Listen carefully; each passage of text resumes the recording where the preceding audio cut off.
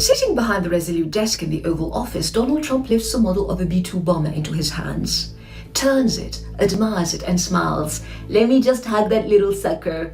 Not a joke, not a slip, a glimpse. He praises its size, marvels at its power, boasts that when he sent its real counterpart into the night, every single bomb dropped right down the chute. This is not how a leader or even a man speaks about war. This is how a child speaks about a toy, and that is what's so chilling. He doesn't speak of tragedy, of cost, of death. He speaks of spectacle, of mastery, of pleasure. Over and over again, "We have the strongest military by far.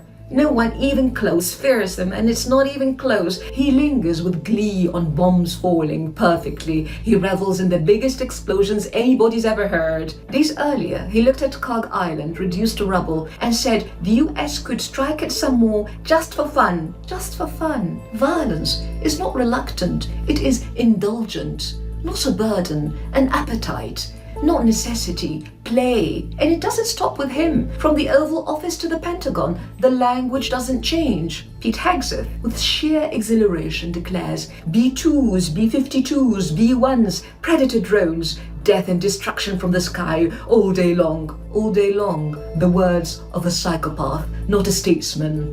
And he says the rules are designed to unleash American power, not shackle it. No restraints, in other words. Permission to destroy, permission to relish the act of destruction. This is not rhetoric, this is doctrine. At Munich, Marco Rubio calls for a Western civilization to regroup, to reassert dominance, to build a new Western century. Colonial guilt?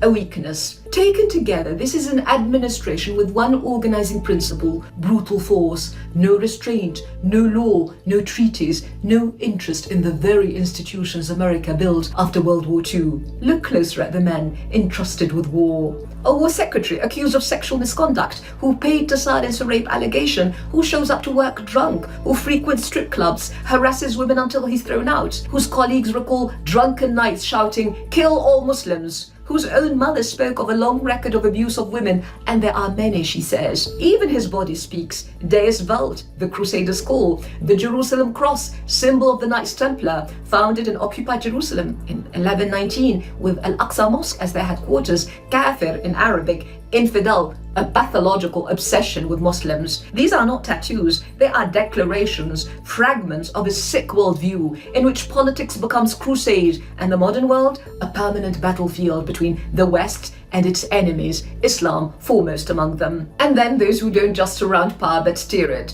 Jared Kushner, Steve Witkoff, a son-in-law, a real estate magnate, no diplomatic training, no strategic depth, yet placed at the center of nuclear negotiations. This is not unconventional, it is structural. Proximity replaces competence, loyalty replaces expertise, nepotism replaces statecraft. But the problem runs deeper still. A British diplomat described them as operating like Israeli assets. Reports go further. The president was not merely advised, but misled, presented with a distorted picture of negotiations that paved the way to war. And the concern did not stop there. From inside the system, a resignation. The director of the National Counterterrorism Center, unable to support a war launched without necessity, no imminent threat, no justification. And he pointed directly to pressure from Israel and its lobby as a driving force behind the war. Because these men are not just aligned, they are embedded. Witkoff, a staunch supporter of Israel, close to Miriam Adelson, carrying a pager gifted by Mossad, celebrating an operation in which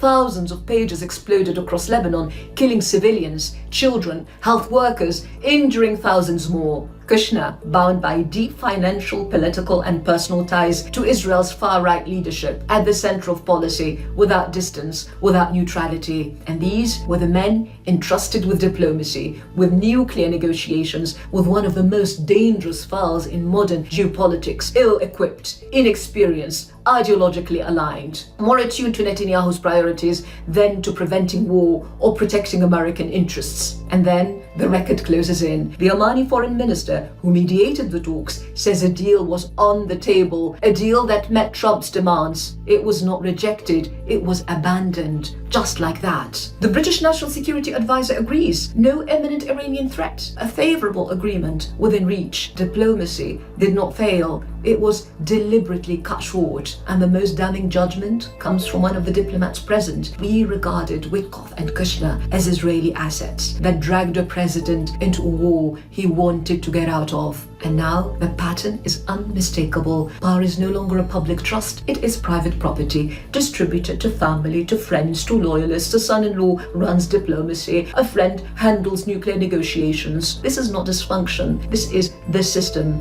And through it, American power bends, not toward its own interests, but towards the priorities of another state. Diplomacy no longer mediates, it acts on behalf of another state. And the machinery of the United States, its fleets, its bombers, its sanctions, its global leverage is bent to serve. And as the Omani foreign minister warned, there are two parties to this war who have nothing to gain from it. America has lost control of its own foreign policy. What we're witnessing is something more primitive, a thuggish, power-drunk administration where domination is the only language, militarism, civilizational arrogance, crusading fantasies, no longer at the margins, but at the center of power. These are not fringe figures, they command fleets, bombers, armies, and they speak like a gang, boastful, taunting, intoxicated by force. And even now the language doesn't change. Last night, Trump tweeted saying, "I wonder what would happen if we finished them off." Not strategy, reprisal, not just against Iran, but against anyone who refuses to fall in line. A modern Nero, flames rising behind him, spectacle before him, and a world watching in horror.